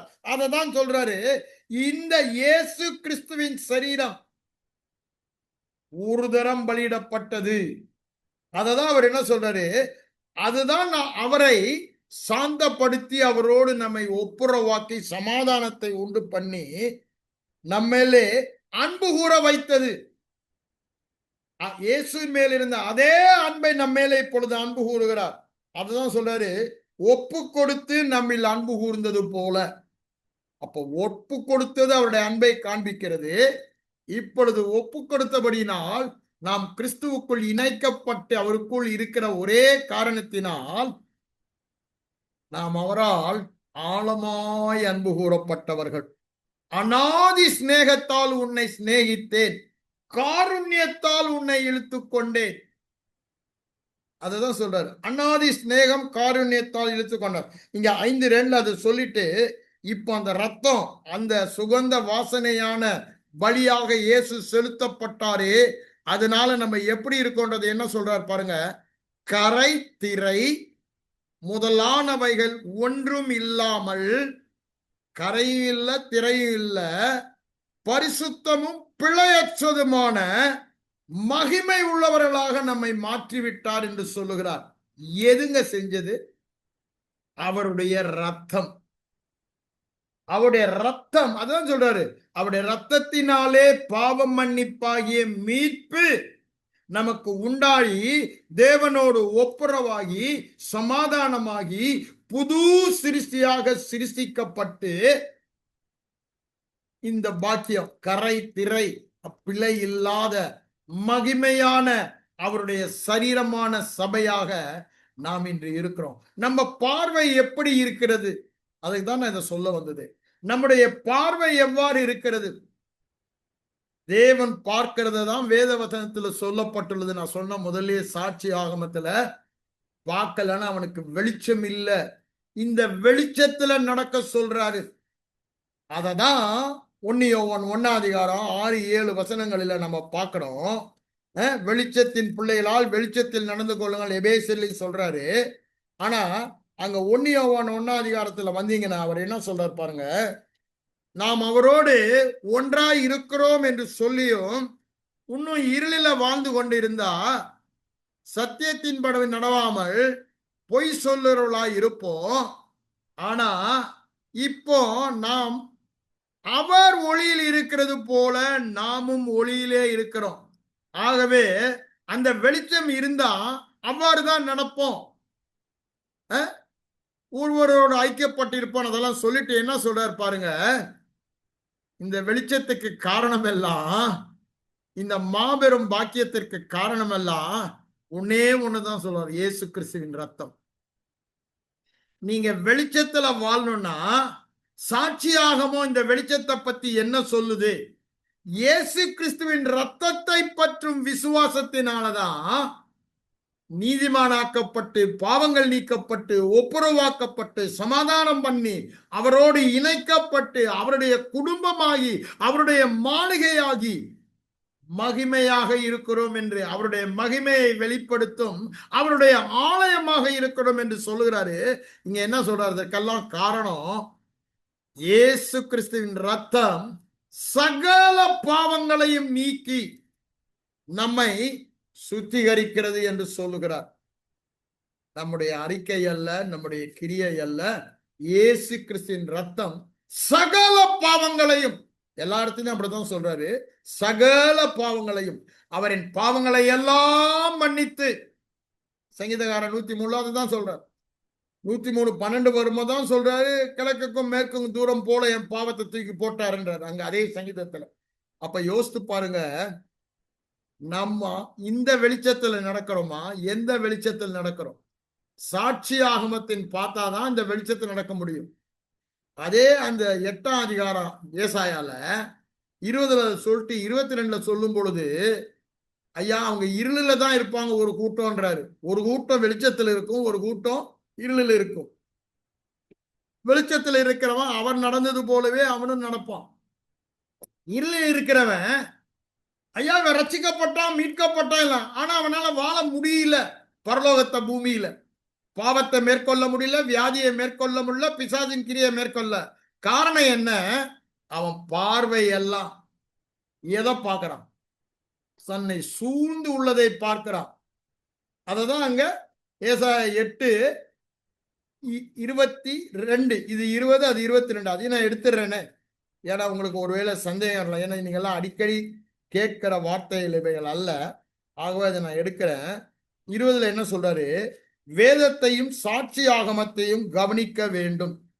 நீ பார்க்க வேண்டியது, கேட்க வேண்டியது, கவனிக்க வேண்டியது, ஆண்டவர் என்ன சாட்சி சொல்லுகிறார்.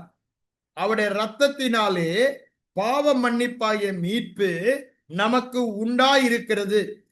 அதனால தேவனோடு ஒப்புரவாக்கப்பட்டு சமாதானம் பெற்று அவரோடு இணைக்கப்பட்டு அவருடைய காணியாட்சி சொத்துல பங்கு பெற்று அவருடைய குடும்பமாக, அவருடைய வீடாக, அவருடைய வாசஸ்தலமாக, அவருடைய மாளிகையாக, அந்த மகிமையை வெளிப்படுத்தும் ஆலயமாக இருக்கிறோம் என்று சொல்லுகிறார். ஆகவே இப்பொழுது நமக்கு தண்டனை இல்ல, குற்றம் இல்ல, பாவம் இல்ல, பழுது இல்ல, பரிசுத்தவான்கள், விசேஷமானவர்கள். இங்க 20 என்ன சொல்றாரு? அதை தான் நீ பார்க்கணும். அதை தான் கொலேசியன்னு சொல்றாரு. அதை உறுதியா நீ பிடித்து கொண்டினா அந்த விசுவாசத்தின் நிலைத்திருந்தது அப்படியே ஆகுன்றார் 22ஆம் வசனத்துல 1ஆம் அதிகாரத்துல. இங்க என்ன சொல்றாரு பாருங்க, இந்த சாட்சி ஆகமத்தின் வார்த்தை எபேசியர் 1:7 நீ பேசல, அதுக்கு விரோதமா பேசிக்கிட்டு அதை பார்த்துக்கிட்டு இருந்தீன்னா உனக்கு விடிய காலத்து வெளிச்சமே இல்லை, இன்னும் நீ இருளில தான் நடப்ப. ஐயா, இப்பிரபஞ்சத்தின் அதிபதியானவன் இந்த பகுதியிலே உங்க கண்களை குருடாக்கடா உன் பொய்ய சொல்லி. அதனாலதான் அந்த பொய்யை நான் சொன்னேன் முதல்லயே. அப்புறம் தான் பொய் இல்ல சத்தியம் தான் இதுன்னு சொல்ல சத்தியத்தை எடுத்து உங்களுக்கு காமிக்கிறேன், பொய்யை நம்பாதீங்கன்னு. இப்போ நீங்க கவனிக்க வேண்டியது பொய் அல்ல. என்ன பொய்? எல்லா பாவமும் மன்னிக்கப்படல. அது பாத்தீங்கன்னா இருள தான் நடப்பீங்க. எல்லா பாவமும் மன்னிக்கப்பட்டது.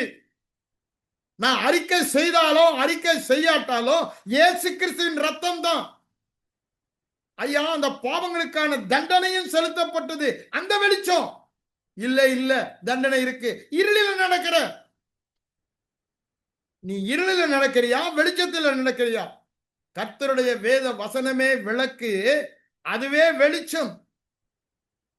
அங்க நீதிமொழிகள் 6:23 சொல்லுவதை நம்ம பார்க்கலாம்.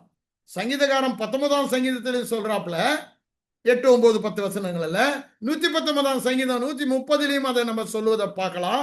105ஆம் வசனத்திலையும் அதை நம்ம சொல்லுவதை பார்க்கலாம்.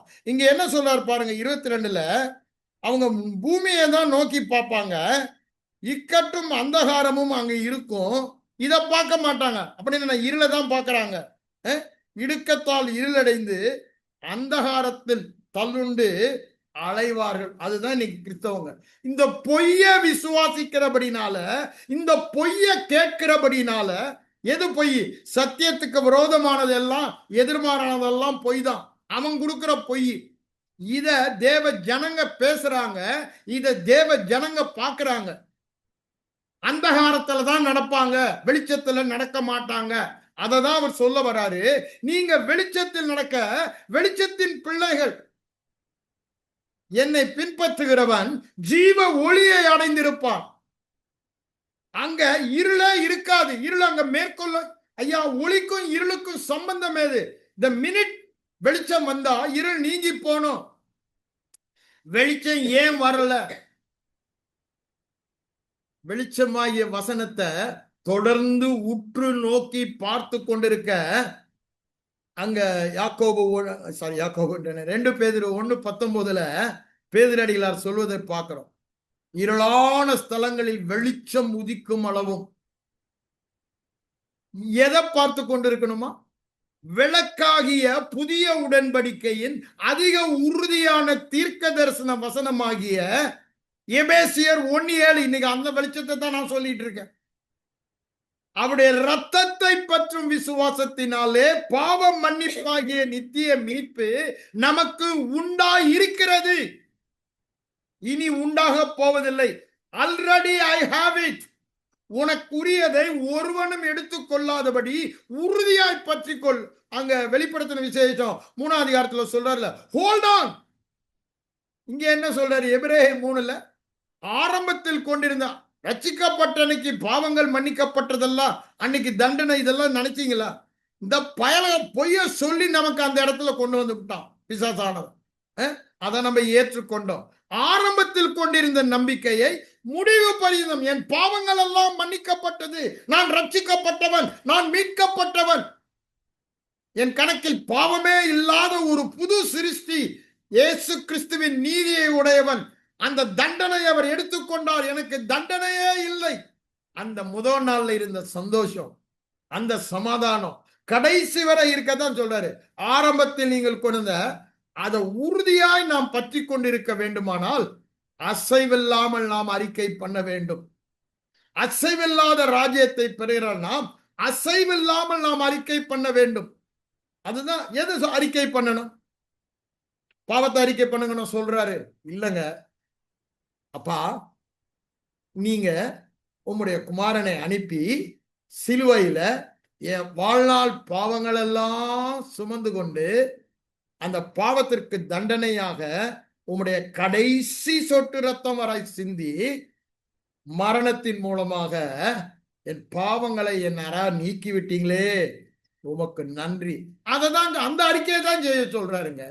அந்த அறிக்கையை தான் செய்ய சொல்றாரு.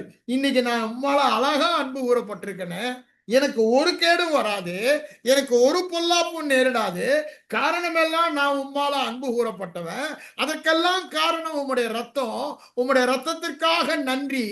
நீங்க உண்டு பண்ணின மீட்புக்காக நன்றி. நீங்க என் பாவங்களை என் கணக்குல வைப்பதில்லையே, அதை இயேசுவின் கணக்குல வச்சிட்டீங்களே, உமக்கு நன்றி. என் பாவங்களை கார்மேகம் போல அகற்றிட்டீங்களே, சமுத்திரத்தின் ஆழத்துல போட்டுட்டீங்களே, முதுகுக்கு பின்னால அனுப்பிட்டீங்களே, அதை ஒருபோது நீ நினையாதிருப்பேன், கிழக்குக்கும் மேற்குக்கும் உள்ள தூரம் சொன்னீங்களே அப்படின்னு அவர் சொன்னதை எடுத்து நன்றி சொல்லதான் நம்ம சொல்றார் ஒழிய, ஏன் அப்பந்தான் இந்த வெளிச்சத்தில் நடப்போம். நீங்க பாவத்தை அறிக்கையிட்டு பாவத்தை நினைவு கூறுற வரைக்கும் இருளில நடக்கிறீங்க, அந்தகாரத்துல நடக்கிறீங்க. சாட்சி ஆகமத்தை கவனிக்கணும். சாட்சி ஆகமம் என்ன சொல்லுது அதை கவனிக்கணும். எப்படி என்னை ஒப்புரவாக்கினாரு, எப்படி எனக்கு தேவனோடு சமாதானம் உண்டாக்கினாரு, எப்படி தூரமா இருந்த என்ன அவரோடு இணைத்துட்டாரு, எப்படி நான் அவருக்குள்ள இருக்கிறபடினால காணியாட்சிக்கெல்லாம் சொத்துக்கெல்லாம் சுதந்திரவாளி ஆயிட்டேன். பரிசுத்தத்துக்கு சுதந்திரவாளி, நீதிக்கு சுதந்திரவாளி, தேவ அன்புக்கு தேவ விசுவாசத்துக்கு சுதந்திரவாளி. இதுக்கெல்லாம் காரணம் அந்த இயேசு கிறிஸ்துவின் ரத்தம். அப்ப அந்த ரத்தத்தை நினைத்து நன்றி சொல்லதாங்க சொல்றாரு. அதை அறிக்கையிட்டு நன்றி சொல்வதுதான். இந்த ரெண்டு தான் காரணம். நீ வெளிச்சத்துல இருந்தீங்கன்னா ஆண்டவராய் இயேசு கிறிஸ்துவ மாதிரி அங்க யோவான் 11 அவர் சொல்றாருல, முன்னாலே சொல்லிடுறாரு, நீங்க எல்லாம் இருள் இருக்கீங்க, நான் சொல்றதை புரிஞ்சுக்க மாட்டீங்க, இருள் இருக்கவன் இடருவான், ஒளியில் இருந்த இடர மாட்டான், அதெல்லாம் சொல்லிட்டு வந்துட்டு தான் வெளிச்சத்தில் இருக்கின்றது என்ன சொல்றாரு பாருங்க. அங்க வந்ததும் கல்லை புரட்டி போடுங்கன்னு சொல்லிட்டு, நீர் எப்பொழுதும் எனக்கு செவி கொடுக்கிறபடியால் உமக்கு நன்றி. அப்ப பாருங்க, வெளிச்சத்துல நடக்கிறாரு. அவன் செத்தவன் அல்ல, லாசருவே வெளியே வாழ்றாரு. வெளிச்சம் வெளிச்சம் வெளிச்சம். அப்போ அவருக்கு வெளிச்சம் கொடுத்ததெல்லாம் பழைய உடன்படிக்கையில் இருந்த வார்த்தை. ஆனா நமக்கு வெளிச்சம் இப்ப என்னங்க? புது உடன்படிக்கை ஊழியக்காரர். அததான் 3ஆம் அதிகாரத்துல சொல்றார். அந்த புது உடன்படிக்கை தாயா காரணம் இந்த வெளிச்சத்துக்குன்னு சொல்லிட்டு தான் 3:18 வரும்போது என்ன சொல்றாரு? இதை இந்த வெளிச்சமாகிய விளக்கை பார்த்து பார்த்து பார்த்து அந்த வெளிச்சத்தை பெற்று மகிமை மேல் மகிமை அடைகிறோன்றாரு. 4:18 அதான் சொல்றாரு. இந்த வெளிச்சத்தை தான் பாருன்றாரு. வேதவசனமாகிய வெளிச்சம் சுவிசேஷம். சுவிசேஷத்தின் ஒளி அவர்களுக்கு பிரகாசமாய் இராதபடி, யாருக்கு? விசுவாசிக்காதவனுக்கு, பொய்யை ஏற்றுக்கொள்கிறவனுக்கு, இருளை ஏற்றுக்கொள்கிறவனுக்கு இராதபடிக்கு இப்பிரபஞ்சத்தின் அதிபர் ரட்சிக்கப்படாதவர்கள் அங்க சொல்றாரு. நான் என்ன சொல்ல வரேன், எல்லாருக்குமே அது அப்ளைய அங்க சொல்லிடுறாரு. அப்போஸ்தலர் நடபடிய புத்தகத்துல 26ஆம் அதிகாரம் 18ஆம் வசனத்துல நம்ம பாவ மன்னிப்பை பெற்றது இந்த சுவிசேஷத்தின் ஒளி இருதயத்துக்குள்ள வந்தனாலதான். அப்புறம் நம்ம பரிசுத்தவானாகி தேவனுடைய காணியாட்சியில பங்கு பெறுகிறோமே, சொத்துல அப்படியே எடுத்து அனுபவிக்கிறோமே, அதுவும் இந்த விசுவாசம் சுவிசேஷத்தின் ஒளி இருதயத்தில் வந்தபடினாலதான் சொல்றாரு. இது வேதம் சொல்லும் சத்தியம். அப்போ நாம் வெளிச்சத்தில் நடக்க வேண்டியவர்கள். வேத வசனமே விளக்கு, அதுவே நமக்கு வெளிச்சம். நீதிமொழியில் 6:23 எடுத்து பாருங்க. அப்ப பாருங்க, அது பேதையும் ஞானியாக்கும். The entrance of your word gives me wisdom. தேவனை போல வாழ்கிற ஞானத்தை தருவது வேத வசனம். பிரசித்தம் வெளிச்சம் தந்து நம்மை தேவனை போல வெளிச்சத்தில், நாம் வெளிச்சத்தில் வாழ்கிறோமா? எந்த வெளிச்சம்?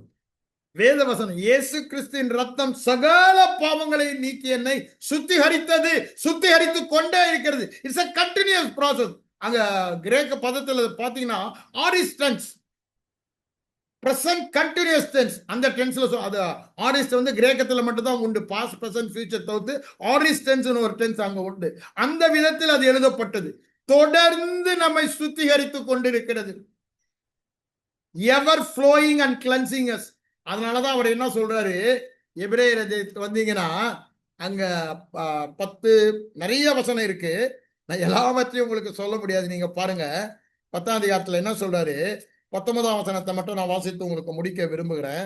அங்க என்ன சொல்றாரு பாருங்க, 19ல, ஆகையால் சகோதரரே, எல்லாமே சொல்லிட்டு வந்துடுறாரு 10 அதிகாரம் வரைக்கும். இப்ப என்ன சொல்றாரு, சகோதரரே, நாம் பரிசுத்த தேவ ஸ்தலத்தில் பிரவேசிப்பதற்கு இயேசுவானவர் தமது மாம்சமாகிய திரையின் வழியாய் புதிதும் ஜீவனமான மார்க்கத்தை உண்டு பண்ணினபடியால் அந்த மார்க்கத்தின் வழியாய் பிரவேசிப்பதற்கு அவருடைய இரத்தத்தினாலே, அவருடைய இரத்தத்தினாலே, அவருடைய இரத்தத்தினாலே, என்னுடைய கிரியையே இல்லைங்க. I can go to his presence anytime, Daddy. Anytime I can go. I can have fellowship with him anytime. ஆனா காரணம், நான் யோகியம் இல்லை, நான் யோகியம் இல்லை. அவருடைய ரத்தத்தினாலே எனக்கு தைரியம் உண்டாயிருக்கு. கான்பிடன்ஸ், மிகுந்த பலனுக்கு ஏதுவான உங்கள் தைரியத்தை விட்டு விடாதிருங்கள். வருங்க 34 35 வரும்போது அதே அர்த்தத்துல ஏன் விட்டு விடுறாங்க, அந்த ரத்தத்தை பற்றும் தைரியம் வந்துச்சுன்னா அவ்வளவு. அந்த ரத்தத்தை பற்றும் தைரியத்தினால பிசாசின 1 இன்ச்சு கூட அசைச்சு என் விசுவாசத்தை திருட முடியாது. அவன் விசுவாசத்தை திருடுறானா அங்க என்ன சொல்றது, மிகுந்த பலனுக்கு ஏதுவான ரெக்கம்பன்ஸ் ஆஃப் கிரேட் ரிவார்ட். எது? விசுவாசம். என்ன விசுவாசம்? ரத்தத்தை பற்றும் விசுவாசம். இந்த ரத்தத்தை பற்றும் விசுவாசம் மிகுந்த பலனுக்கு ஏதுவான, இதுதாங்க பேசிக் ஃபவுண்டேஷன். எல்லாவற்றுக்கும் காரணம் இயேசு கிறிஸ்துவின் ரத்தம். அதனால நமக்கு தைரியம் உண்டாயிருக்கிறபடினால். அப்புறம் பிரதான ஆசாரியர் சொல்றாரு, அதுக்கப்புறம் மீதி எல்லாம் சொல்றாரு. அப்ப பாருங்க, நம்முடைய தைரியத்திற்கு, நம்முடைய விசுவாசத்திற்கு, நம்முடைய வெளிச்சத்திற்கு, நம்முடைய சுகத்திற்கு, வெற்றிக்கு எல்லாமே காரணம் எதுதான்? இயேசு கிறிஸ்துவின் ரத்தம். அப்ப அந்த ரத்தத்தின் மகத்துவத்தை புரிந்து கொண்டோமானால், அதுதான் சொல்றாரு கம்யூனல், அந்த ரத்தத்தை நிதானிங்கன்றார். கொஞ்சம் அதை அலசி பாருங்க. வேதத்துல நிறைய வசனம் இருக்கு, அலசி பாருங்க. அவரே என்ன சொல்றாரு, இது இந்த பாத்திரம் என் ரத்தமாகிய பாவ மன்னிப்பை உண்டு பண்ணுகிற புதிய உடன்படிக்கையின் ரத்தம்ன்றார். புதிய உடன்படிக்கை இயேசு கிறிஸ்துவின் ரத்தத்தினால சீல் பண்ணிட்டாருங்க. அது இனி தவறவே முடியாது. சொன்னதெல்லாம் அப்படியே. நான் என்ன சொல்றாரு, பாவங்கள் மன்னிக்கப்பட்டு ஒருபோதும் நினையாதிருப்பேன். அதுதான் மெயின் கிளாஸ். அதுக்கப்புறம் மீதி எல்லா கிளாஸும் வருது. நமக்கு நன்மை உண்டாக செய்வது, வியாதியை நீக்குவது, மீதி எல்லாமே அதில் வருது. ஆனா மெயின் கிளாஸ் அதான். அதனாலதான் அங்க என்ன சொல்றாரு, அங்க எரேமியா 23லயும் நம்ம வாசித்த 33லயும் அவர் என்ன சொல்றாரு, எங்கள் நீதியாய் இருக்கிற கர்த்தர், என்னுடைய நீதி என் கர்த்தர், என்னுடைய நீதி என் கர்த்தர். அவருடைய நாமமே பாருங்க, அவர் நாமமே எல்லாமே இந்த அட்டோன்மெண்ட்னாலதான், அவர் செய்யறதுனாலதான் அவருக்கு இந்த நாமம் கொடுக்கப்பட்டது. அதை தீர்க்க தரிசனமா அவர் வெளிப்படுத்தினால அந்த நாமம் அப்பொழுதே அவருக்கு கொடுக்கப்பட்டது. ஏன்னா அது எப்போ பலிக்கிறது, அவர் தீர்க்க தரிசனமாக. ஆனா அவருக்கு டைம்லெஸ் ஜோன். அதனாலதான் அப்பவுமே அவருடைய நாமமே ஜெகோவா ஷிக்கேனு. ஜெகோவா ரஃபா நாமம் எப்படிங்க? சிலுவையில தான் அந்த பரிகார மரணத்தினால் அந்த நாமத்தை பெற்றார். அந்த பரிகார மரணம் தான், பரிகார மரணத்துக்கு சிலுவையில் சிந்தின ரத்தம் தான் எல்லாவற்றுக்கும் அஸ்திபாரமாக இருக்கிறது. கண்களை மூடி ஜெபிப்போம். எங்கள் அன்பின் பரலோக பிதாவே, இந்த மத்தியான வேலைக்காக உம்மை நன்றியோடு உம்மை ஸ்தோத்திரிக்கிறோம் ஆண்டவரே. ஒரு சிலராக இந்த வார்த்தைகளை கேட்டாலும் அவர்கள் மூலமாக நீர் தேசத்தை அசைக்க, அவர்கள் வெளிச்சத்தின் பிள்ளைகளாக வருகிற நாட்களில் வெளிச்சத்தில் நடந்து ஆண்டவரே, உலகத்தில் கள்ள போதகத்தினாலே தவறான செய்திகளை கேட்பதை தவிர்த்து உம்முடைய வார்த்தை என்ன சொல்லுகிறது என்று வேத வசனத்தின் வெளிச்சத்திலே, தேவன் சொல்லுகிற வெளிச்சத்தில் நடக்க பாவம் மன்னிப்பாகிய மீட்பு எங்களுக்கு உண்டாயிருக்கிறது. அதற்கெல்லாம் ஒரே காரணம் இயேசு கிறிஸ்துவின் ரத்தம் என்று அதற்கு நன்றி சொல்லி அவைகளையே அறிக்கை செய்து அவருக்கு பிரியமானவர்களாக எல்லாவற்றிலும் எல்லா பகுதியிலும் எப்பொழுதும் ஒரு வெற்றியுள்ள வாழ்க்கை வாழ்வார்களாக என்று சொல்லி ஜெபிக்கிறேன். இயேசுவின் மூலம் ஜெபம் கேளும் எங்கள் நல்ல பிதாவே, ஆமென்.